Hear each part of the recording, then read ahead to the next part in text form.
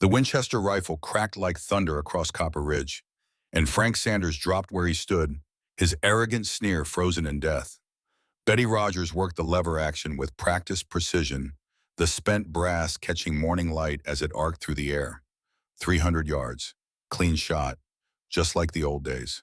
The remaining outlaws scattered behind the boulder field, their bravado evaporating like mist. They had come for her prize stallion, Thunder. They had mocked her warning. Now they understood what perfect accuracy meant when wielded by someone who had never missed a shot that mattered. Betty lowered the rifle slightly, her weathered hands steady as stone. The wind carried the scent of pine and gunpowder across the valley. Somewhere behind those rocks, 4 desperate men were realizing they had made the last mistake of their lives. Before we see how this ends, tell us where you are watching from and hype this video in the comments. 6 months earlier, Betty Rogers had been just another widow trying to make a living in the Montana Territory. The morning sun painted her small homestead in shades of gold and amber as she stepped onto the porch, coffee steaming in her calloused hands. At 52, she carried herself with the quiet confidence of someone who had survived frontier life for decades. Silver threads ran through her auburn hair, and her steel-gray eyes missed nothing as they swept the valley below. Thunder nickered softly from the corral, his black coat gleaming in the early light. The stallion was her pride, her future, and the last connection to her late husband, Christopher Powell. Chris had been breaking horses when the stallion threw him, breaking his neck instantly. That it was 3 years ago. Since then, Betty had run the small ranch alone, training horses for the cavalry post at Fort Benton and anyone else willing to pay fair wages. She moved through her morning routine with efficient grace, checking the water troughs, measuring grain, inspecting fence lines for damage. Her hands knew this work intimately, but her eyes constantly scanned the horizon. Living alone this far from town required constant vigilance. The nearest neighbor was 20 miles south, and the sheriff in Copper Falls was a hard day's ride when the weather cooperated. Betty had learned to read the land like scripture during her years on the frontier. She could tell from the way grass bent which direction riders had passed, how long ago, and whether they were in a hurry. This morning, fresh tracks circled her property line. 5 horses, shod, walking deliberately, scouting. She knelt beside the clearest print, studying the distinctive nick in the left front shoe of the lead horse. Professional work, but with a small flaw that made it traceable. Her fingers traced the edge of the track, feeling how the earth had been displaced. 2 hours old, maybe 3. The tracks told a story she did not like. These riders had taken their time, studying her defenses, counting her animals, noting that she lived alone. They had stopped at the ridge overlooking her corral, where Thunder would have been clearly visible. Then they had circled back toward the main trail, but not before one rider had dismounted near her well to examine her water source. Betty straightened, her hand unconsciously checking the Colt revolver at her hip. Old habits died hard, even after years of peaceful living. She had hoped those skills would never be needed again, but the frontier had a way of testing every soul who dared to call it home. That afternoon brought visitors. 5 men rode down from the North Pass, their horses lathered and their attitudes casual in the way that meant trouble. Betty watched them approach from her kitchen window, noting how they spread out slightly as they entered her yard. Not the formation of honest travelers. The leader was a big man with pale eyes and a carefully groomed beard. His clothes were expensive but practical, and he wore his gun like someone who knew how to use it. The others ranged behind him, a mix of hard cases and drifters, all armed and all watching her with the predatory interest of men who saw opportunity in a woman alone. Betty stepped onto her porch, keeping her hands visible and her expression neutral. Thunder snorted and pranced in the corral, sensing the tension that hung in the air like smoke. "You would be Betty Rogers," the leader said, touching the brim of his hat in a mockery of politeness. "I am Lionel Wilson. These are my associates. We have come about your horse." "Thunder is not for sale," Betty replied quietly. Wilson smiled, but the expression never reached his eyes. "Everything is for sale, Mrs. Rogers. It is simply a matter of agreeing on terms. That is a fine animal you have there, worth considerable money to the right buyer. He is not for sale at any price," Betty repeated. "I suggest you move along before dark. The trail down the North Pass can be treacherous after sunset." Wilson dismounted, his movements deliberate and threatening. His men followed suit, spreading out to block any escape route from the porch. The message was clear without words being spoken. Mrs. Rogers, you seem to be laboring under a misunderstanding. We are not asking your permission. We are informing you of our intentions. That horse will be coming with us, along with any others we deem valuable. You can make this easy or difficult, but the outcome will be the same. Betty felt something cold settle in her chest, a familiar sensation she had not experienced in years. Her voice remained calm, but those who knew her well would have recognized the dangerous quiet that preceded the storm. Mr. Wilson, you are making a mistake. I am giving you one warning, and I suggest you heed it carefully. Take your men and leave my property. Do not come back. Do not touch my animals. Do not threaten me again. Wilson laughed, a harsh sound that echoed off the mountains. The others joined in, their amusement genuine and insulting. Or what, widow woman? You will shoot all 5 of us. You will call the cavalry from your kitchen. Perhaps you will ask your dead husband to rise from his grave and defend you. The laughter died as Betty Rogers stepped down from the porch, her hand resting casually on her gun belt. Something in her posture had changed, a subtle shift that transformed her from frontier widow to something altogether more dangerous. I will not ask you again, she said quietly. Wilson drew his pistol with practiced speed, but Betty had already moved. Her Colt cleared leather in a fluid motion that spoke of thousands of hours of practice, and Wilson found himself staring down the barrel of a gun held in hands that did not tremble. The moment stretched like a wire pulled taut. Wilson was fast, but he was not faster than someone who had been drawing guns when her life depended on it since before he was born. His men tensed, hands moving toward their weapons, but Betty's voice cut through the tension like a blade.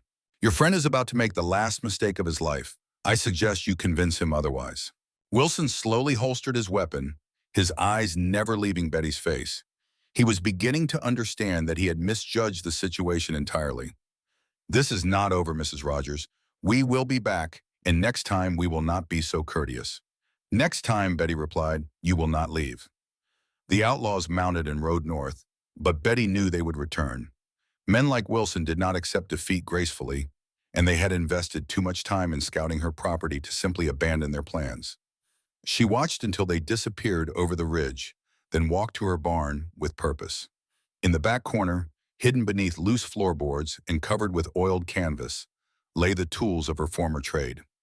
Betty had not touched these items in 3 years, but her hands remembered their weight and balance as if she had used them yesterday.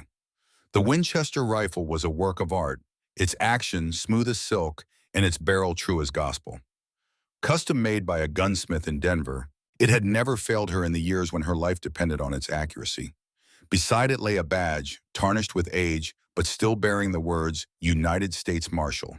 There was also a photograph, creased and faded, showing a younger Betty Rogers standing beside a man in uniform. The man was Christopher Powell, but not the horse trainer she had married.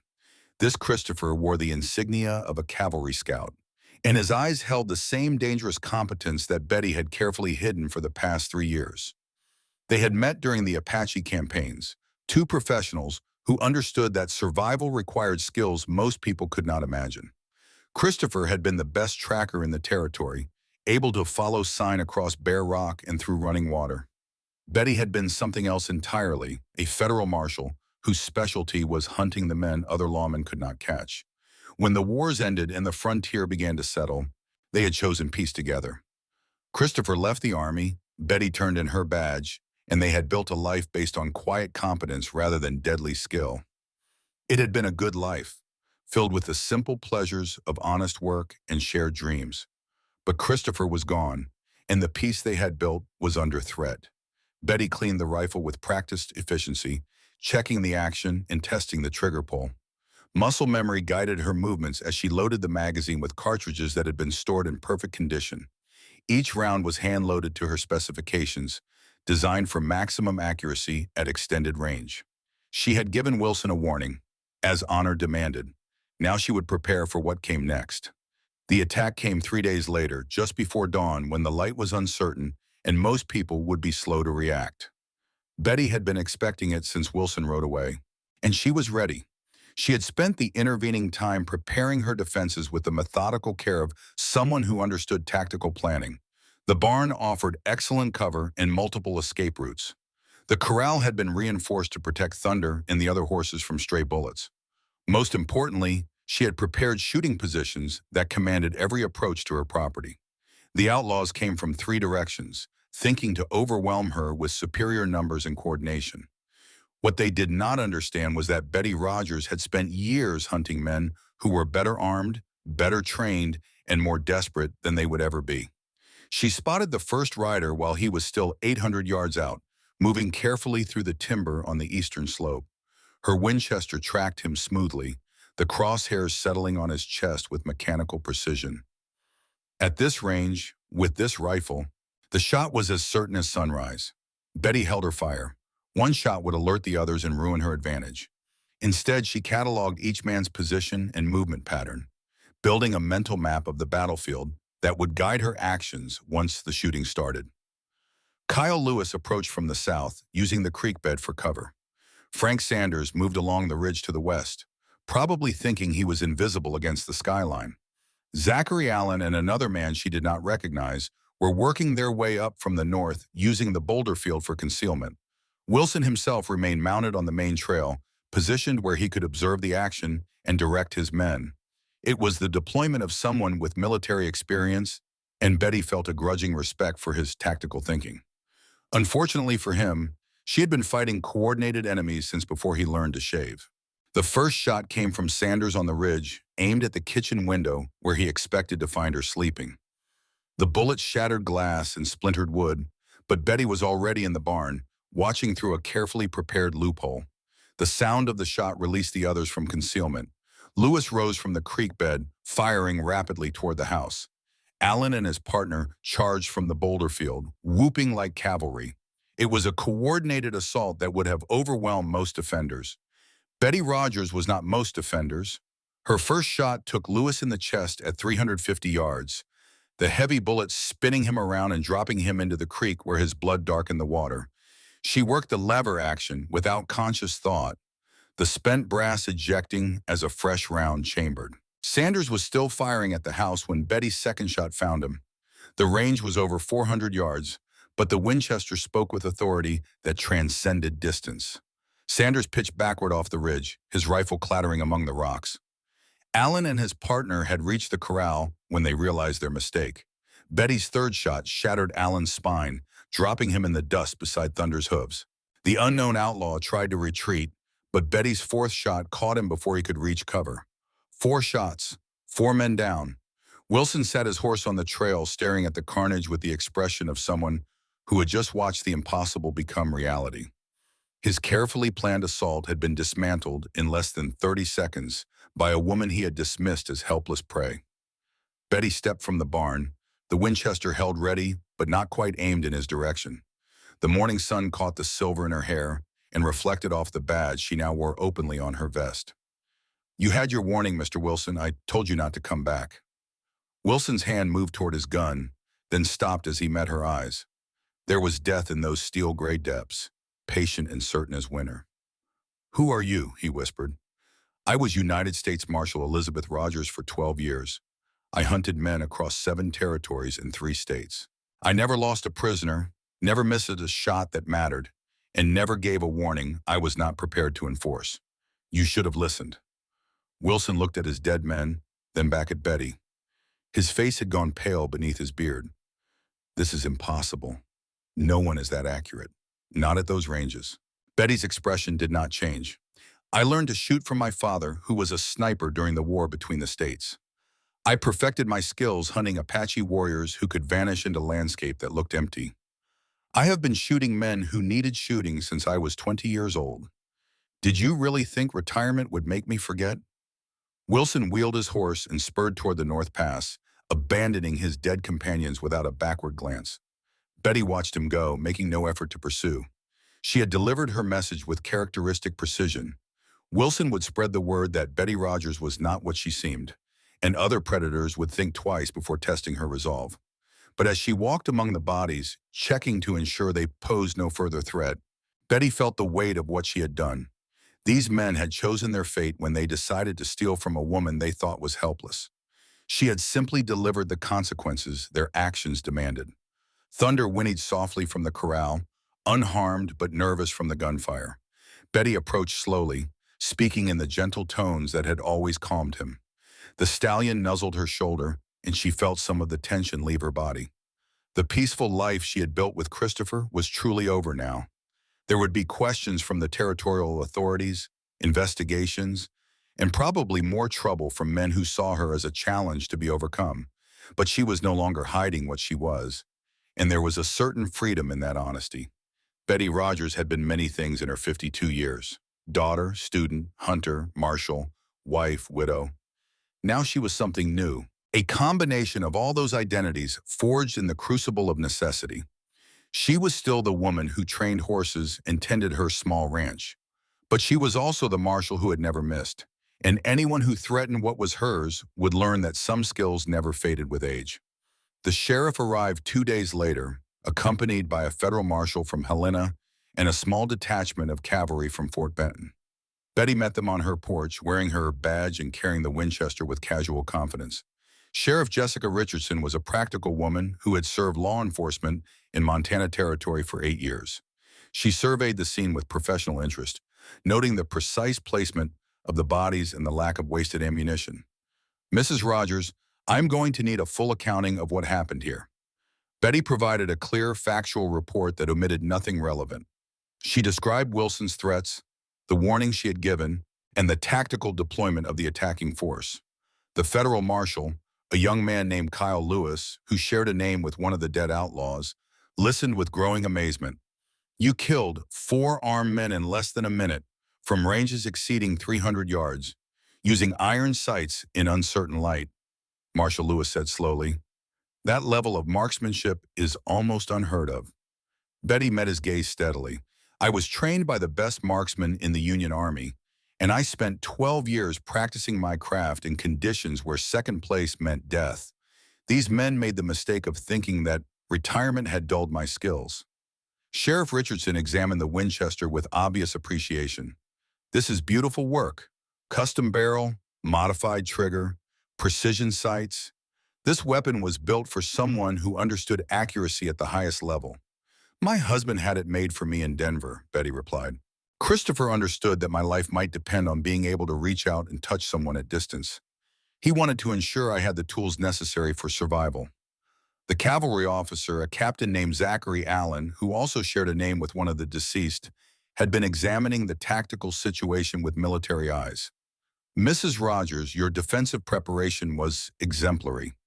You chose positions that commanded every approach, maintained multiple escape routes, and executed a textbook engagement against superior numbers. Where did you acquire such training?" Betty smiled for the first time since the shooting. "Captain Allen, I spent 12 years as a federal marshal in Apache country. I learned tactics from cavalry officers, tracking from Crow Scouts, and marksmanship from men who had survived Antietam and Gettysburg. When you hunt dangerous men for a living, you either become very good at your job or you die young." Marshal Lewis consulted a thick folder he had brought from Helena. According to territorial records, Marshal Elizabeth Rogers was responsible for bringing in 43 fugitives during her career, including several men considered extremely dangerous. She was known for her ability to track quarry across impossible terrain and for her exceptional accuracy with rifle and pistol. He looked up from the papers with new respect. "Mrs. Rogers, your reputation preceded you, but I confess I thought the stories were exaggerated. After seeing this, I believe every word was true." Sheriff Richardson holstered her notebook and prepared to leave. "Mrs. Rogers, this shooting will be ruled justified self-defense. You gave clear warning, you were defending your property against armed attackers, and you used only the force necessary to stop the threat. However, I suspect this incident will attract attention from other unsavory elements who might see you as a challenge." Betty nodded. "I am prepared for that possibility, Sheriff. Word will spread that the widow Rogers is not as helpless as she appears. Some men will be deterred by that knowledge. Others will see it as an invitation." 3 weeks after the shooting, Betty was training a young mare in the corral when dust on the horizon announced more visitors. These riders approached openly, making no attempt at concealment, but Betty noted their professional bearing and the way they spread out slightly as they drew near. The leader was a woman in her 40s, weathered by sun and wind, wearing the practical clothing of someone who lived by her skills. Behind her rode three men who carried themselves with the quiet confidence of experienced lawmen. Betty continued working with the mare, but her hand remained close to the colt at her hip. The Winchester leaned against the corral fence within easy reach. Elizabeth Rogers, the woman called as she dismounted. I am Martha Sanchez, Deputy United States Marshal out of Denver. These are my partners. We have come to talk. Betty secured the mare and walked to the fence, studying the newcomers with professional interest. Marshal Sanchez wore her badge openly and carried a well-maintained Colt 45. Her companions were similarly armed and alert, but their posture suggested respect rather than threat. What can I do for you, Marshal Sanchez? We have been tracking a gang of train robbers across 3 territories. The trail led us to Lionel Wilson, who was recruiting men for a large-scale operation. When we reached his last known location, we found 4 dead men and a very interesting story about a retired marshal who demonstrated why retirement does not mean helpless. Betty gestured toward the house. Coffee is hot if you would like to discuss this properly. They gathered around Betty's kitchen table, the atmosphere professional but relaxed. Marshal Sanchez spread out a collection of wanted posters and photographs, building a picture of criminal activity that stretched across the Western Territories. Wilson has been planning something big, Sanchez explained. Bank robbery, train heist, maybe both. He has been recruiting experienced men, offering large payments for a single job. When his recruiting party failed to return from Montana, he disappeared entirely. Betty studied the documents with interest. These men were not random outlaws. They have military experience, specialized skills. Wilson was building a professional crew for a professional job. Exactly, which is why we need your help. You know this country better than anyone, and you have skills we could use. More importantly, Wilson has a personal grudge against you now. He will not forget what happened here. One of the men, who had introduced himself as Frank Sanders, leaned forward. Mrs. Rogers, we have been tracking these men for 6 months. They are responsible for 3 bank robberies, 2 train heists, and at least 8 murders. Wilson is smart, careful, and completely ruthless. He will come for you eventually, probably with more men and better planning. Betty poured coffee and considered the situation. Marshal Sanchez, I turned in my badge 3 years ago. I came here to build a peaceful life with my husband. When he died, I stayed because this land means something to me. I do not want to return to the hunting life. Sanchez nodded understanding. I respect that choice, Mrs. Rogers, but Wilson will not respect your retirement. He has already demonstrated that he sees you as a target. The question is whether you want to face him alone or with backup. Betty walked to the window and looked out at Thunder grazing peacefully in the pasture. The stallion represented everything she had built with Christopher, everything she wanted to preserve and protect. Wilson's attack had shown that isolation was no longer protection enough. What exactly are you proposing, Marshal Sanchez? Sanchez spread a map of the territory on the table, marking locations with practiced precision. Wilson has been moving east, probably heading for the railroad junction at Copper Falls. There is a gold shipment coming through next week, enough money to fund whatever larger operation he has planned. Betty studied the map, her tactical mind automatically noting terrain features and potential ambush sites. Copper Falls sits in a natural bottleneck, easy to block the railroad, multiple escape routes through the Badlands. If I were planning a train robbery, that is exactly where I would do it. Which is why we need someone who knows the country, Sanders added. We can bring Wilson in, but only if we understand the ground better than he does. Betty traced possible routes with her finger, seeing the landscape in her mind with perfect clarity. Wilson will hit the train here, where the track curves around Devil's Bend. He can stop it with a rock slide, take what he wants, and be gone into the maze before pursuit can organize. But there is another way to reach that spot, an old mining trail that comes down from the North Ridge. Sanchez smiled grimly. Could a small force use that trail to get behind Wilson while he is focused on the train? If they knew where to look and how to move quietly, yes. But it would require someone familiar with the terrain, someone who could guide them through country that looks impossible to cross. The marshals exchanged glances, and Betty realized they had been hoping for exactly this response. She was being recruited not just for her gun skills, but for her knowledge of the land she had called home for 3 years. Mrs. Rogers, Sanchez said carefully, we are not asking you to return to active duty. We are asking for your help in stopping men who have already threatened your life and property. Wilson will not stop with one failed attempt. He will keep coming until someone stops him permanently. Betty returned to the table and studied the wanted posters again. Wilson's face stared back at her, arrogant and cruel, the expression of a man who took what he wanted without regard for the consequences to others. She thought of Thunder, of the peaceful life she had built, of the home she shared with Christopher's memory. Marshal Sanchez, if I agree to help you, it will be on my terms. I know this country better than any of you, and I have been hunting dangerous men longer than some of you have been alive. You will follow my lead on matters of terrain and tactics. Agreed, Sanchez replied immediately. And when this is over, when Wilson and his gang are dead or captured, you will leave me in peace. No more recruiting attempts, no more requests for assistance. I will have done my part. Understood. Betty stood and walked to the gun cabinet, retrieving cleaning supplies and ammunition. Then we had better prepare properly. Wilson is not a fool, and he will not make the same mistakes his men made here. If we are going to take him, we will need to be better than good. We will need to be perfect. The gold train was scheduled to reach Devil's Bend at 2:30 in the afternoon, carrying a shipment worth more than most men would see in a lifetime. Betty and the marshals had been in position since before dawn, hidden among the rocks on the north ridge with a commanding view of the ambush site. Wilson had chosen his ground well. The railroad curved sharply around a massive boulder formation, forcing trains to slow to a crawl. A strategically placed rock slide could stop any locomotive, and the surrounding badlands offered dozens of escape routes for men who knew the country. Unfortunately for Wilson, he was not the only one who understood tactical planning. Betty lay prone behind her Winchester, the rifle's barrel resting on a carefully padded rock that provided perfect stability. At 400 yards, she could see every detail of the scene below through the weapon's precision sights. Wilson had positioned his men with professional competence, but he had made one critical error.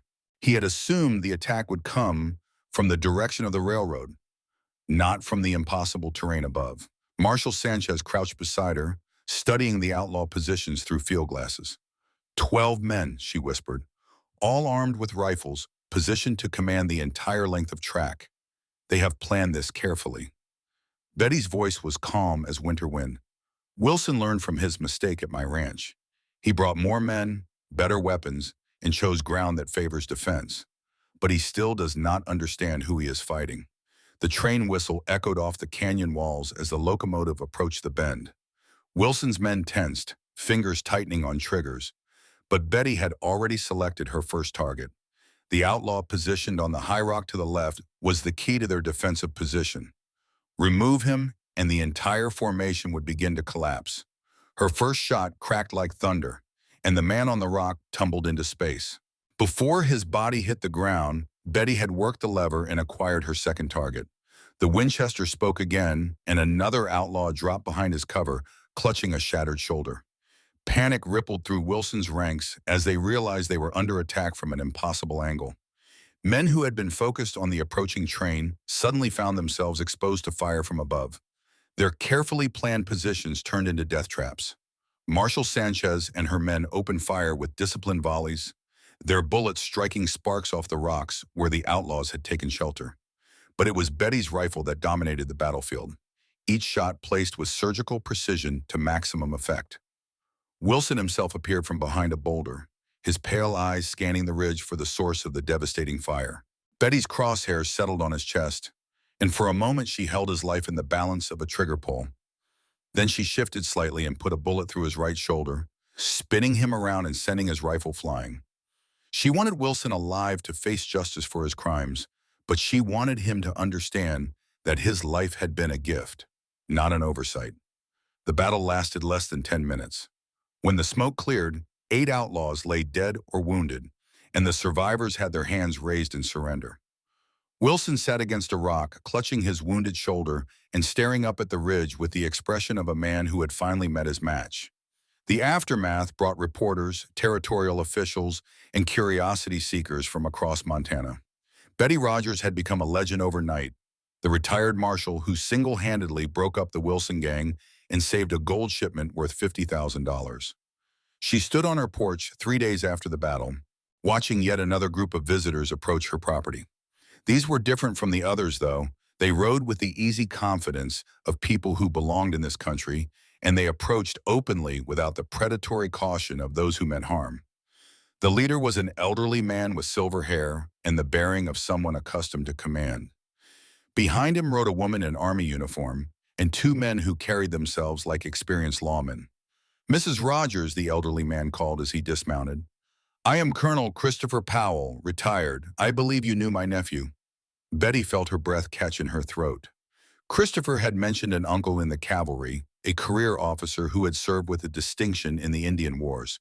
She had never met him, but she recognized the family resemblance in his weathered features and steel-gray eyes. "Colonel Powell," she said quietly, "Christopher spoke of you often. He would be honored by your visit." The colonel approached the porch with measured steps, his expression combining grief and pride in equal measure. "Mrs. Rogers, I came to pay my respects to Christopher's memory and to meet the woman who made his final years so happy. I also came to deliver a message from Washington." The woman in uniform stepped forward and saluted. "Mrs. Rogers, I am Major Marie Cooper, United States Army. I have been authorized to offer you a position as civilian scout and tactical consultant for frontier operations. Your recent actions have demonstrated skills that the Army desperately needs." Betty returned the salute automatically, then caught herself. "Major Cooper, I appreciate the offer, but I have already declined several requests to return to active service." "My answer has not changed." Colonel Powell held up a weathered hand. "Mrs. Rogers, no one is asking you to leave your home or abandon the life you have built. We are simply asking you to share your knowledge with those who follow in your footsteps. Train the next generation of marshals and scouts. Teach them what you have learned about survival in hostile country." Betty considered the proposal carefully. It would mean occasional trips to military posts and training facilities, but she could maintain her ranch and continue the work she loved. More importantly, it would honor Christopher's memory by ensuring that his skills as a scout were not lost with his death. "What exactly would this position entail?" she asked. Major Cooper consulted a folder of official documents.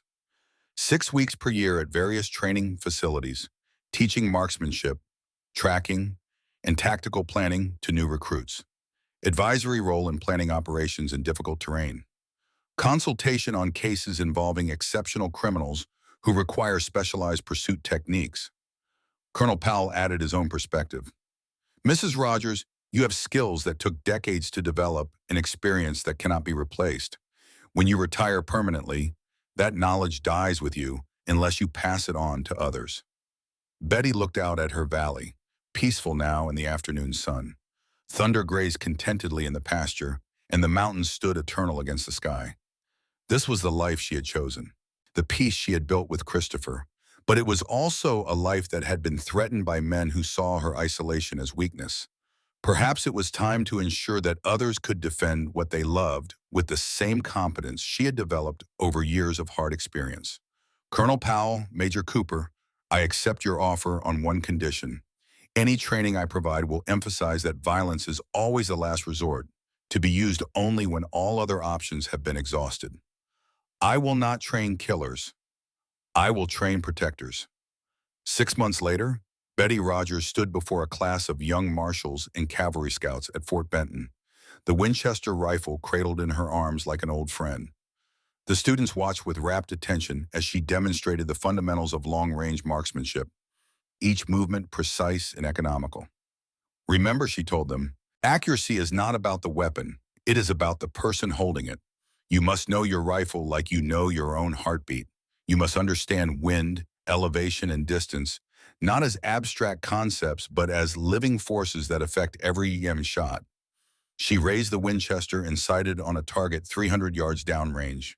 The rifle cracked, and the target showed a perfect center hit.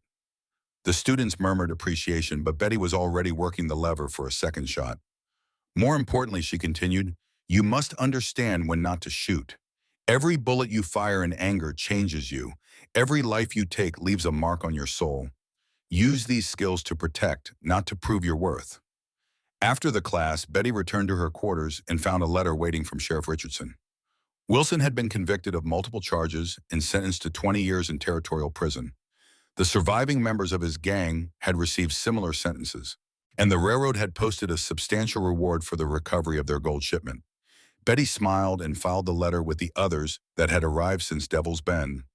Marriage proposals from lonely ranchers, job offers from detective agencies, requests for interviews from newspaper reporters. She had declined them all, content with her new role as teacher and protector.